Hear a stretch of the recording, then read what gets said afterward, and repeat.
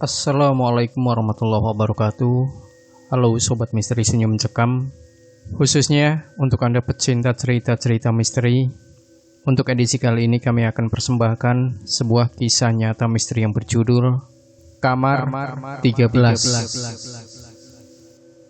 Tok tok tok. Tok tok tok. Tok tok tok. Permisi. Permisi. Sebentar. Ku dengar suara wanita dari rumah. Sembari menunggu, aku melihat HP yang sedang aku genggam, memastikan kalau ini adalah alamat tujuan yang benar. Srek. Ngek. Suara pintu itu mengalihkan perhatianku kepada sosok wanita parubaya. Ibu Cita ya? Tanyaku memastikan. Benar, Dek. Dengan siapa ya? Ucap Ibu Cinta sambil menjulurkan tangannya kepadaku. Saya Anissa, Bu, yang barusan menelpon. Kujulurkan juga tanganku menyalam tangannya. Mari, masuk dulu. Tawar Ibu Cita padaku. Dengan disuguhi air dingin, kami memulai perbincangan kami yang sebelumnya sudah dibahas melalui telepon. Jadi kapan kamu pindah kemari? Tanya Bu Cita. Kalau bisa sekarang, Bu. Soalnya saya sudah membawa barang pindahan, jawabku pada ibu kos baruku ini. Kalau begitu, mari ibu antarkan ke kamar kamu. Sembari mengambil kunci dari atas meja, Ibu Cita membawaku ke kamar yang akan menjadi tempat tinggalku nanti. Anissa, ini kamarnya. Tunjuk Ibu Cinta ke arah kamar yang letaknya ada di pojokan. Aku melihat kamarnya sudah dibersihkan. Kamar ini lumayan bagus, dengan ubin keramiknya. Ma. Pandanganku dan Bu Cita dialihkan teriakan yang berasal dari rumah. Bentar ya, Dek, ini kunci kamarnya. Kamu masuk duluan. Saya mau lihat anak saya sebentar. Ucap Ibu Cinta sambil memberikan 2 buah kunci. Ceklek, ceklek. Kuputar kunci pintu kamarku ke arah kiri 2 kali. Setelah itu kudorong pintu yang ada di hadapanku ke arah depan. Wah, bagus juga ya kamarnya. Sepertinya kamar ini bekas cewek yang rapi. Ucapku sambil berkaca pada lemari pakaian. Bruk. Seperti ada orang yang terjatuh dari arah kamar mandi. Siapa di dalam? Tanyaku. Begitu lama aku menunggu, tidak ada satu patah kata pun yang menyahut. Kubuka perlahan pintu kamar mandi. Anissa? Suara Bu Cita mengagetkanku. Kuhela nafasku begitu panjang. Iya Bu. Maaf Dik, Ibu lupa ngasih tahu. Itu satunya kunci pagar depan. Jelas ibu kos baruku ini. Oh iya Bu, makasih Bu, balasku. Setelah Bu Cita kembali ke rumah, aku yang lelah memutuskan istirahat di atas kasur yang empuk. Tiba-tiba ada seorang anak kecil datang duduk di sebelahku. Adik namanya siapa? Tanyaku polos. Maria, Kak. Jawab anak kecil yang sepertinya sepantaran dengan adikku, kelas 2 SMP. Halo, aku Anissa. Ucapku memperkenalkan diriku. Kak, aku boleh minta tolong gak? Ambilin boneka aku di kamar mandi. Ucap Maria sambil menunjuk ke arah kamar mandi. Boleh, sebentar ya. Aku menuju ke kamar mandi. Mungkin bonekanya ketinggalan saat renovasi kamar ini, pikirku. Kubuka perlahan kamar mandiku. Hah? Aku melihat boneka yang penuh berlumuran dengan darah. Bonekanya kok berdarah? Kuarahkan pandanganku ke arah sebelumnya Maria. Dia sudah tidak ada lagi. Dia sudah tidak ada, pergi entah kemana tanpa suara sedikit pun. Kuambil boneka itu dan kubersihkan dengan air bersih. Tengah membersihkan boneka itu, kurasakan seperti boneka itu seakan hidup. Boneka itu menggenggam tanganku. Kulemparkan segera boneka itu ke dalam ember yang berisi penuh air. Tolong, tolong. Boneka itu minta tolong, seakan dia hidup. Aku langsung bergegas keluar dari kamar mandi karena ketakutan. Sekarang saatnya kamu yang mati, kata seorang pria yang membawa pisau menuju ke arahku. Pria itu memasukkan pisaunya ke arah dada kiriku.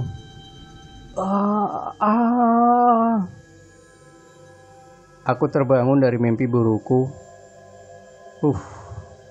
Untung saja cuma aku hanya bermimpi. Gumamku dalam hati. Semua pakaian yang kukenakan basah karena rasa takut dari mimpi buruk itu. Lebih baik aku beres-beres kamar, lalu mandi dan mencari makan malam. Setelah kususun rencana, aku memutuskan untuk menyusun pakaianku ke dalam lemari dulu. Satu persatu kupindahkan pakaianku dari koper ke dalam lemari. Au! Sebuah paku menggores tanganku. Goresannya sangat dalam sehingga membuat tanganku terluka mengeluarkan sedikit darah. Hendak membersihkan sedikit darah yang menetes pada alas pakaianku. Kuangkat sedikit alasnya agar darahnya tidak mengalir ke pakaianku.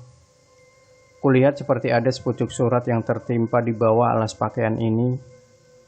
Surat apa ini? Nanti saja aku baca setelah selesai beres-beres. Sembari meletakkan surat itu di sudut mejaku yang mepet tembok kamarku. Setelah beres-beres, kuhidupkan air dengan maksud menampungnya terlebih dahulu. Teriakku kaget. Bukan air yang mengalir dari keran itu, tapi darah.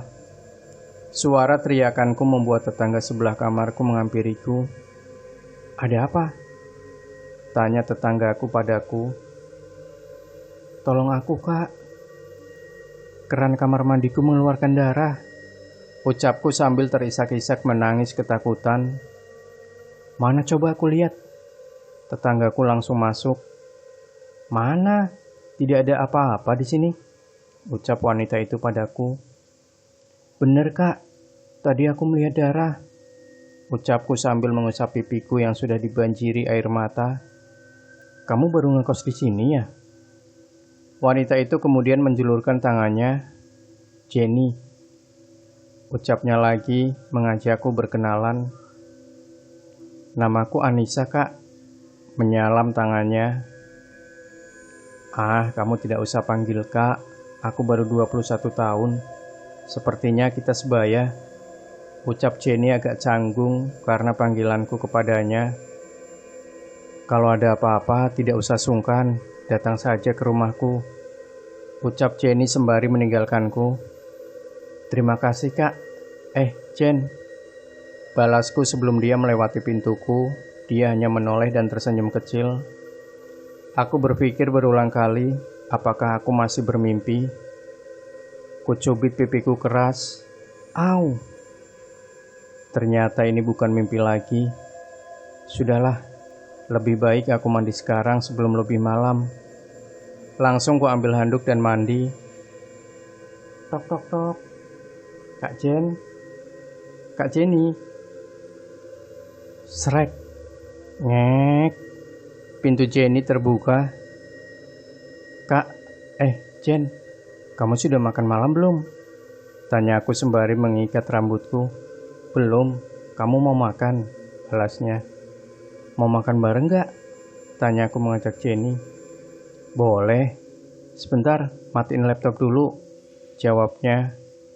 Setelah itu kami berjalan berdua keluar kos menuju tempat makan kaki 5. Jadi kamu Nis, sudah bertemu penunggu kamar 13? Tanya Jenny ketika aku sedang menyantap makananku. Aku terbatuk mendengar pertanyaan Jenny. Nih, minum dulu. Disodorkan segelas air padaku yang terlihat kaget. Maksudnya gimana? Pertanyaan Jenny buat aku sungguh penasaran.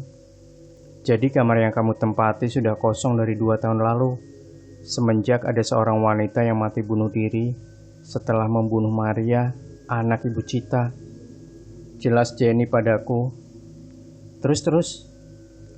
Rasa penasaranku semakin menjadi akan kasus ini. Sampai sekarang semua orang yang tinggal di kamar itu selalu diganggu. Maria seakan minta tolong gitu, tambah Jenny.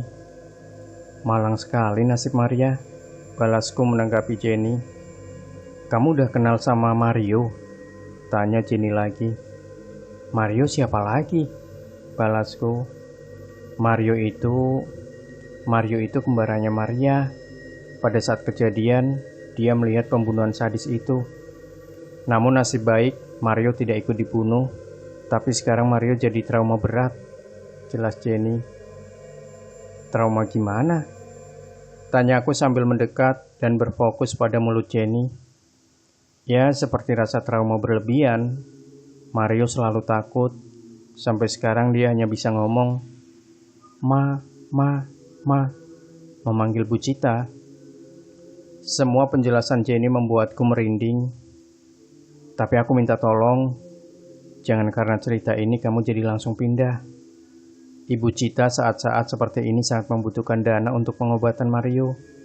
Pinta Jenny karena melihat aku sudah ketakutan. Pantas saja, saat pertama kali menghubungi, Ibu Cita menolak kalau aku tinggal di kamar itu. Tapi gak lama dia menghubungiku kembali. Ternyata karena butuh dana buat pengobatan Mario. Ku buang nafas panjang. Hai Jenny, sapa seorang wanita memecah lamunanku. Baru pulang, Liv? Tanya Jenny pada wanita itu. Sepertinya mereka sudah dekat. Iya nih, lagi ada temen ya? Tanya wanita itu bermaksud diriku. Kenalin nih, anak kos baru. Ucap Jenny memperkenalkan kepada wanita itu. Nisa, sapaku sambil memperkenalkan diri. Olive, balasnya. Kamar 13 ya? Sepertinya wanita ini satu kosan denganku. Makanya dia tahu aku tinggal di kamar 13.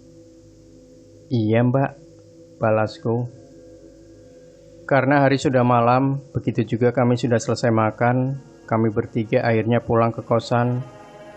Kulihat Olive masuk ke kamar 9. Kak Olive, kamarnya yang ini ya?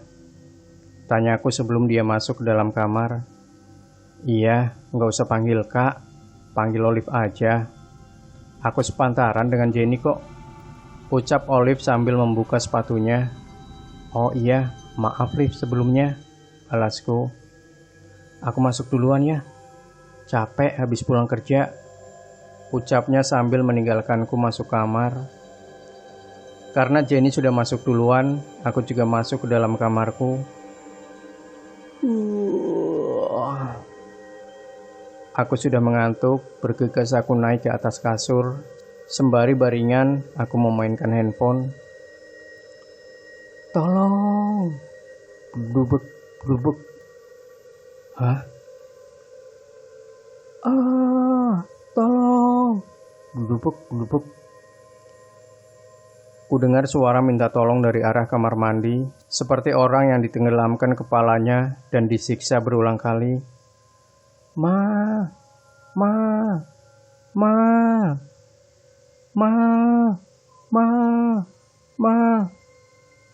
Begitu juga teriakan suara Mario yang seperti aku dengar tadi siang memanggil Ibu Cita. Bergegas aku ke arah kamar mandi, kubuka pintu kamar mandiku perlahan. Kulihat Maria sedang ditenggelamkan, dia disiksa begitu kejam. Aku sangat takut untuk menolong. Kuberanikan diri untuk masuk, tiba-tiba aku ditusuk benda tajam dari balik pintu kamar mandiku. Astaga. Aku terbangun dari mimpi burukku sembari memegang perut bekas tusukan di dalam mimpiku itu. Aku seperti merasakan reka ulang pada kejadian 2 tahun silam. Tapi aku tidak tahu siapa pelakunya yang menyiksa Maria karena badannya tertutup oleh pintu kamar mandi. Kulihat jam yang menempel di dinding kamar menunjukkan sudah pukul 3:15. Aku tak bisa tertidur lagi karena takut mimpi itu datang lagi. Kuputuskan untuk menunggu azan subuh. Ketika azan sudah berkumandang, ku ambil handuk dan bergegas mandi. Bersiap-siap karena harus berangkat pagi. Kalau tidak bisa dapat surat peringatan lagi aku. Tepat pukul 7 aku berangkat dari kos menggunakan motor metik yang sudah menemaniku beberapa tahun bekerja di kota ini. Kuangkat kaca helmku, lalu kuhirup udara segar pagi hari. Perjalanan dari kos ke kantorku tak terlalu jauh, sekitar 10 menit. Aku sudah sampai di parkiran kantor. Sebelum jam 7.30, biasanya pegawai di sini harus sudah absen terlebih dahulu dan mulai bekerja jam 8. Di kantor ini juga diberikan estimasi keterlambatan selama 15 menit. Tapi kalau terlalu sering telat ya seperti aku nasibnya, bakalan dapat surat peringatan dari ibu manajer. Selamat pagi Bu Siva. Sapa aku kepada ibu manajer di kantor ini. Pagi. Tumben kamu tidak telat, Anissa. Ucap Bu Siva sambil tersenyum kecil. Di kantor ini bisa terbilang aku adalah salah satu pegawai yang sering terlambat karena jarak kos lamaku ke kantor cukup jauh. Kebetulan aku bekerja di bidang pemasaran, sudah tanggung jawabku dan teman-teman yang sebidang denganku ketika melayani konsumen yang akan membeli produk kami tak cukup disiplin. Sebagai pegawai pemasaran, aku juga dituntut harus cekatan dan cepat melayani konsumen. Anissa, berkas seminggu lalu tolong antarkan ke ruangan saya, pesan Bu Siva melalui grup kantor. Aduh, ucapku sembari mencari berkas penting itu. Aku lupa menaruhnya di mana. Mbak Vira, masih ingat nggak berkas yang diberikan Bu Siva? Tanya aku kepada Mbak Vira yang baru saja melayani konsumen. Tidak, coba tanya Rina, jawab Mbak Vira sambil mengangkat kedua pundaknya. Aku langsung bergegas ke ruangan Rina yang baru dipindahkan ke bidang keuangan. Rina, maaf Rin ganggu. Kamu lihat tidak berkas yang diberikan Bu Siva seminggu yang lalu? Tanya aku penuh harap.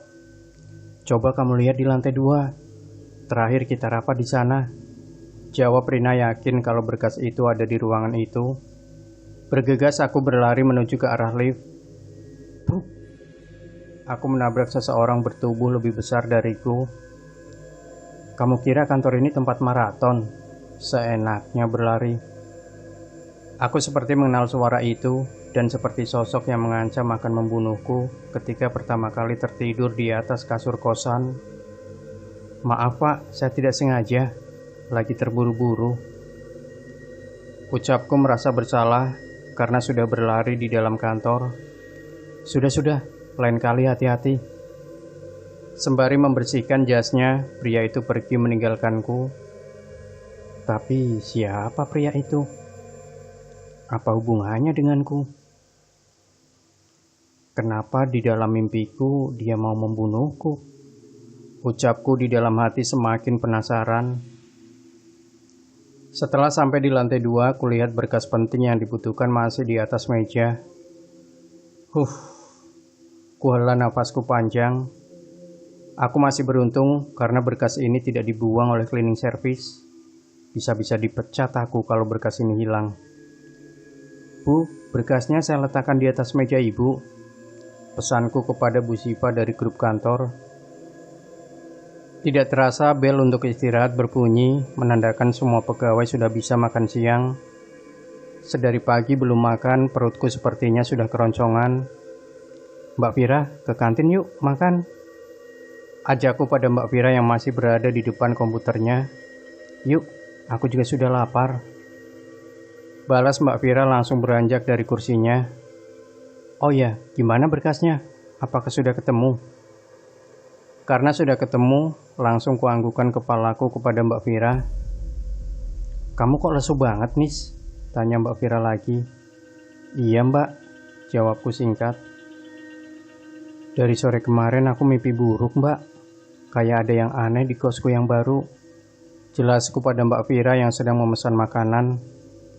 Makanya sebelum tidur baca doa, kata Mbak Vira sambil menepuk pelan pundakku. Iya Mbak, aku lupa, selalu ketiduran, ucapku pelan. Mbak, coba lihat pria itu. Sambil menunjuk ke arah pria yang duduk di pojokan kantin. Kenapa emang? Tanya Mbak Vira sambil menautkan kedua alisnya penasaran. Mbak kenal nggak dengan pria itu? Tanya aku balik kepada Mbak Vira yang sedang makan. Dia adalah adiknya pemilik kantor. Karena bos sudah meninggal, akhirnya dia yang melanjutkan usaha kantor ini. Sudah hampir 2 tahun dia mengurus kantor ini. Jelas Mbak Vira kepadaku. Oh begitu ya Mbak. Sembari makan, aku sedikit melamunkan mimpi burukku pada sore kemarin. Apa pria itu memiliki hubungan dengan keluarga Bu Cita? Sembari melamun, tiba-tiba aku dikagetkan oleh suara Mbak Vira yang sudah selesai makan. Masih siang udah ngelamun, Nis. Kamu punya masalah?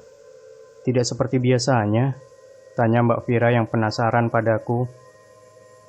Tidak apa-apa Mbak, aku hanya kurang enak badan. Kualihkan pembicaraan agar membuat Mbak Vira tidak menanya semakin jauh. Setelah makan siang, aku dan Mbak Vira kembali ke kantor, melakukan pekerjaan kami sampai jam sudah menunjukkan 17:20. Sebentar lagi pulang kantor.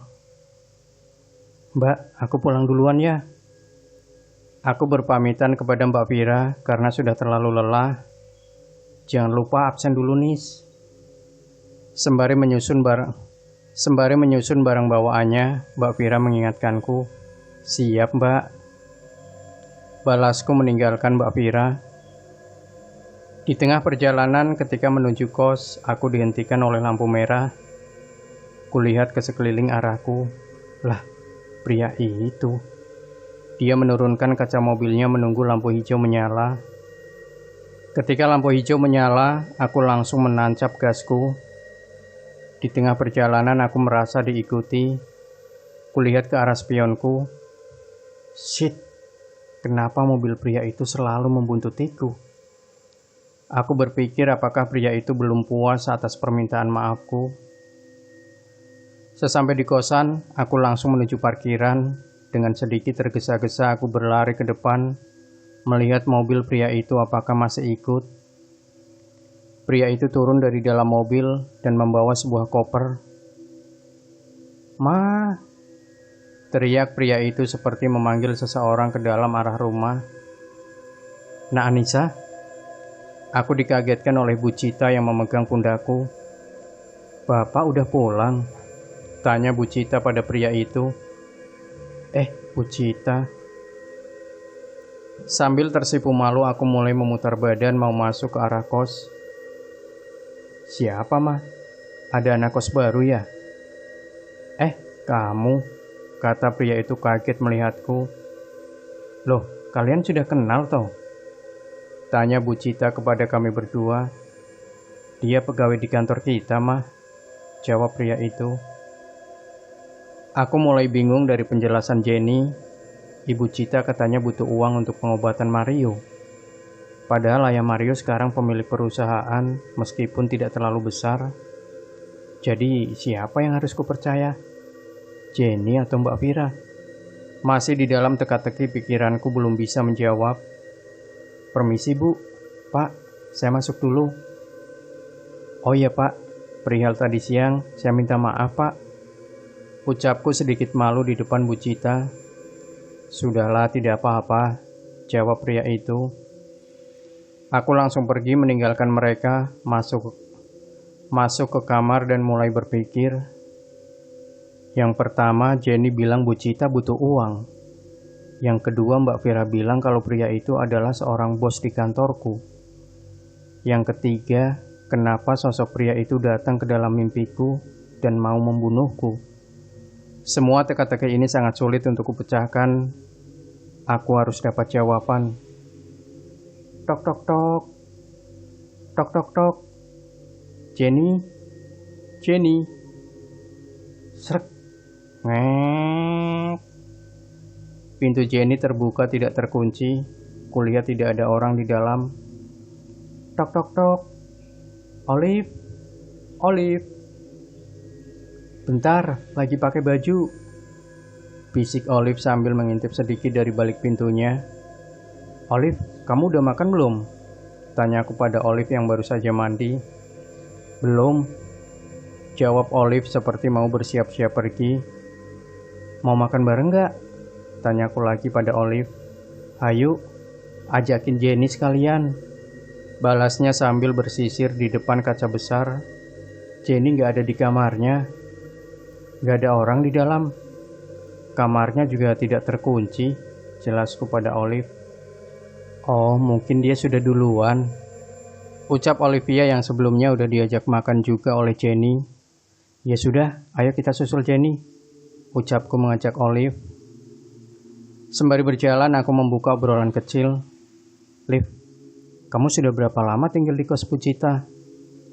Sudah cukup lama sih, sama seperti Jenny, hampir 3 tahun, jawabnya dengan cepat. Kalau begitu, Olive juga pasti tahu tentang kasus kamar 13. Kamu tahu Maria nggak? Tanyaku. Kamu sudah pernah bertemu Maria? Balasnya balik bertanya. Ah, tidak. Saya hanya dapat cerita dari Jenny. Jawabku berbohong. Jangan sampai kamu bertemu Maria. Kalau tidak, kamu akan diganggu terus olehnya. Karena dibunuh, arwahnya masih gentayangan, jelas Olivia. Entah kenapa setiap ada yang bilang kalau Maria meninggal karena dibunuh, membuatku membayangkan sosok pria yang mengancamku dalam mimpi. Masa iya seorang ayah tega membunuh anaknya? Lagian sikap bosku itu rendah hati dan tidak sombong. Aduh, kakiku tersandung batu.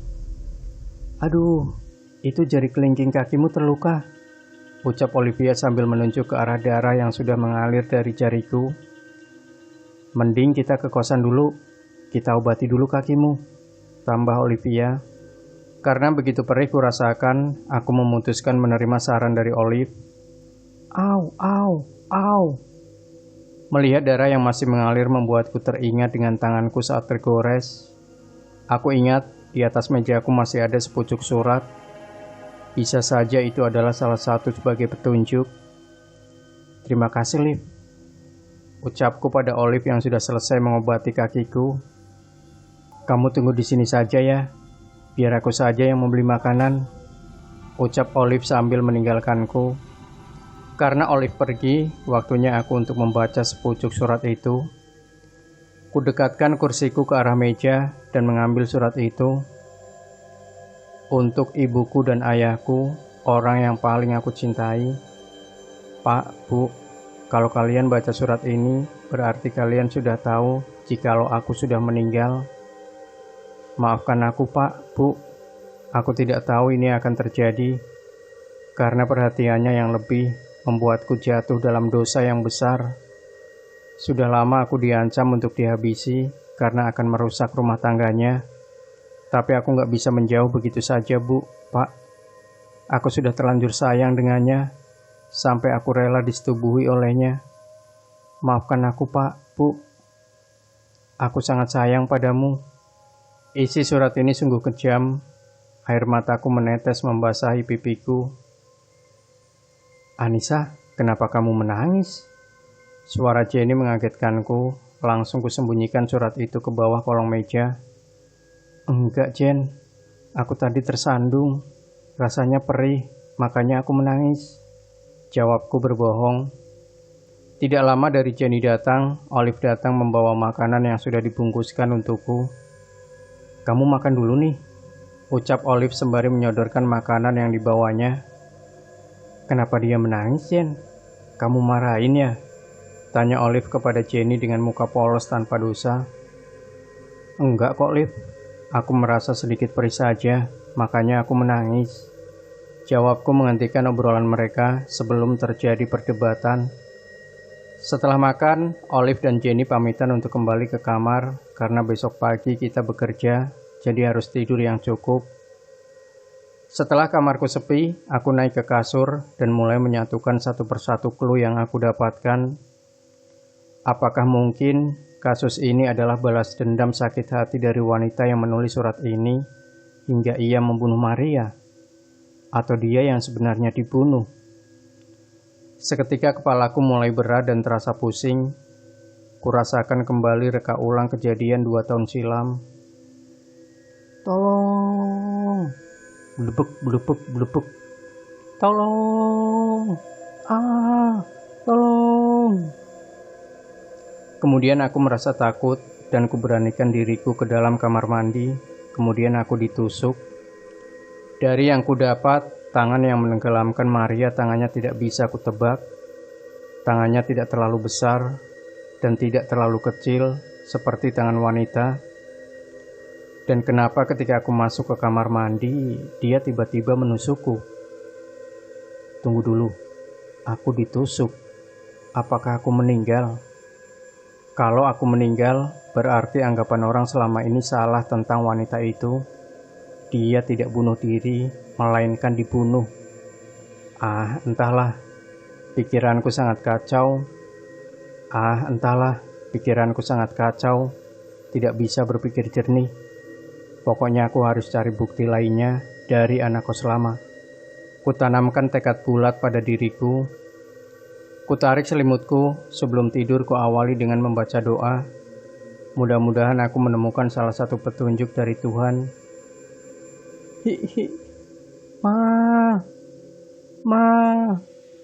Ma. Suara terisak-isak kulihat. Seorang anak menangisi tubuh kembarannya yang sudah pucat dan kaku. Ibu Cita datang menghampiri Mario yang sedang menangis. Tak tahu lagi bagaimana perasaan seorang ibu melihat putrinya meninggal. "Dasar wanita jahanam," kata Bu Cita kepadaku.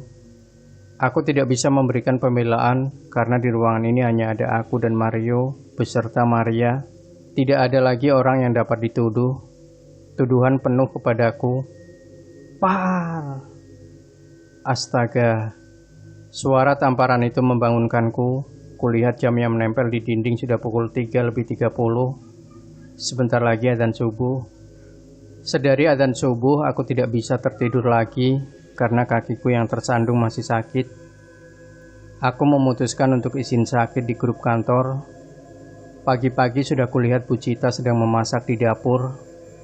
Mungkin ini kesempatan buat cari informasi, pikirku sambil berjalan ke dapur.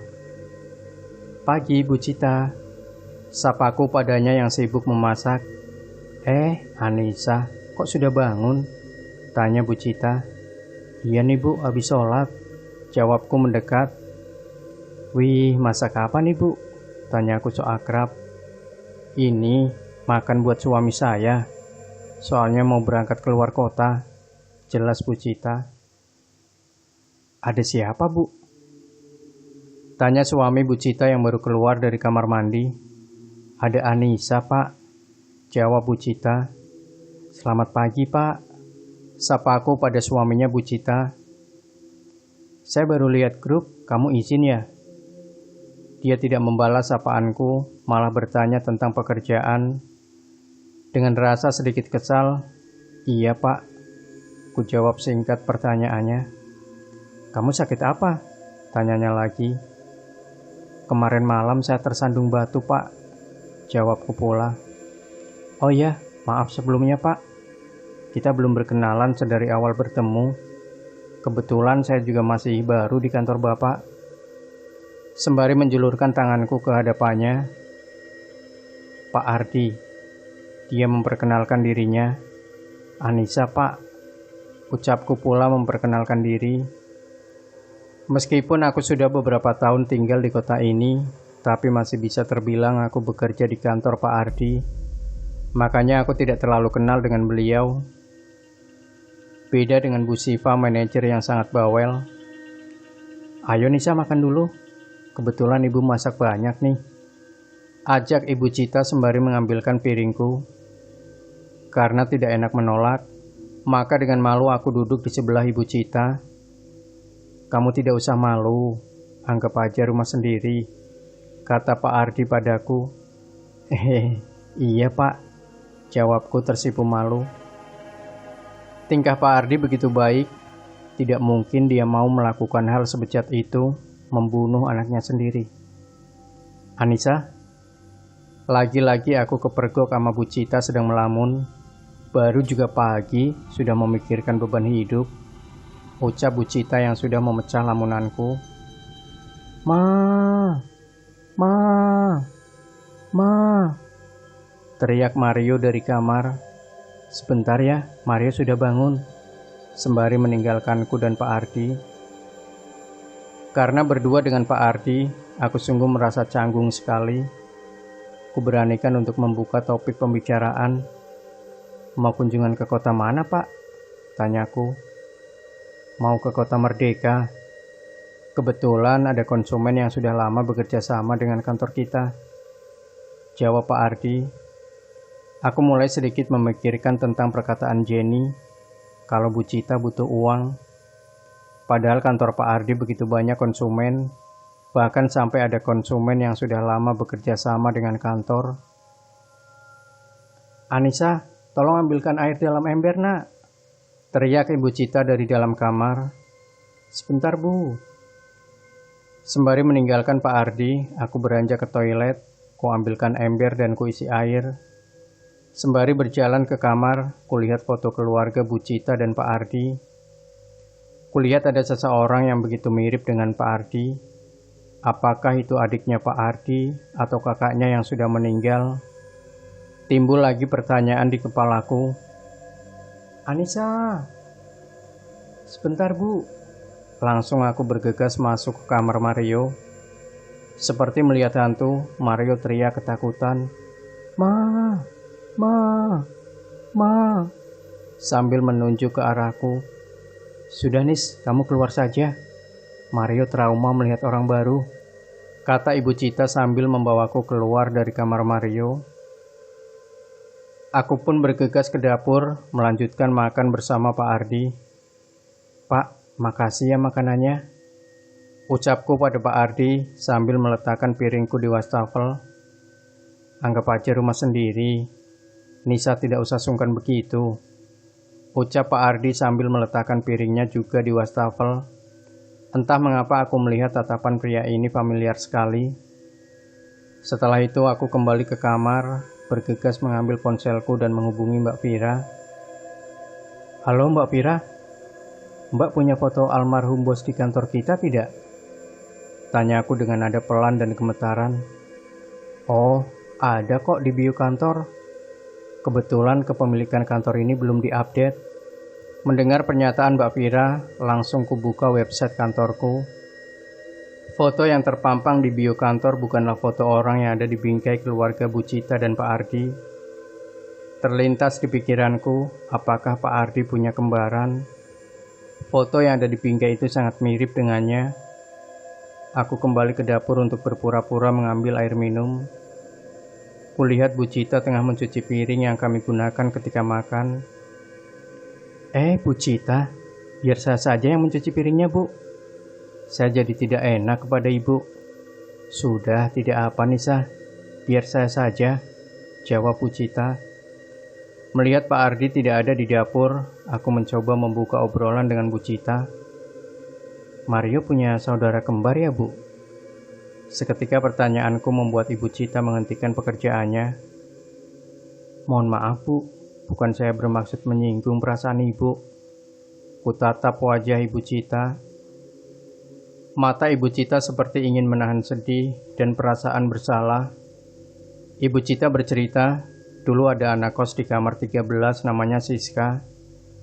Bagi Ibu Cita, Siska sudah dianggap seperti adik ipar sendiri. Karena dulunya wanita itu berpacaran dengan adik dari Mas Ardi. Namun sebulan kemudian, Aldi adiknya Mas Ardi menikah dengan wanita lain. Tidak tahu nasib sial, ternyata Siska sudah mengandung anaknya Aldi. Siska dulunya tidak tahu kalau Aldi adalah Aldi, bukan Mas Ardi. Namun karena sakit hati, Siska balas dendam ke Mas Ardi. Maria adalah korbannya Siska. Dia membunuh Maria sebagai balas dendam ke Mas Ardi. Padahal Mas Ardi tidak salah apa-apa, melainkan Aldi, adiknya Mas Ardi, yang begitu mirip, bisa dibilang seperti anak kembar lah yang sudah mengambil Siska. Bruh, pring, pring, pring. Astaga. Rak piring yang agak jauh dari kami terjatuh. Bertanda apa ini? Alam saja tidak menerima perkataan Ibu Cita. Apakah Ibu Cita berbohong? Semua pertanyaan itu melintas di pikiranku. Kami bersihkan semua pecahan piring, gelas, mangkok, dan mendirikan rak piringnya lagi. Maaf ya Bu, kalau peninggalan Maria ada nggak Bu? Tanyaku lagi penasaran dengan kasus ini. Ada, itu boneka yang dipajang di ruang tengah. Itu boneka yang digenggam Maria. Maria menangis ketakutan ketika disiksa oleh Siska di kamar mandi.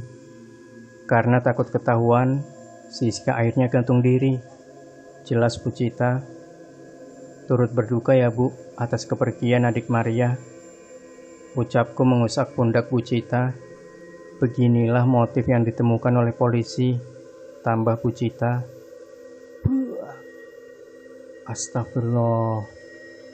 Kali ini lemari boneka Maria yang terjatuh. Seakan mereka yang sudah tidak ada bisa tahu kalau Ibu Cita sedang menutupi sesuatu. Tapi apa mungkin Ibu Cita membunuh anaknya sendiri? Kucocokkan dengan mimpiku tadi malam. Ibu Cita keluar dari rumah karena mendengar teriakan Mario.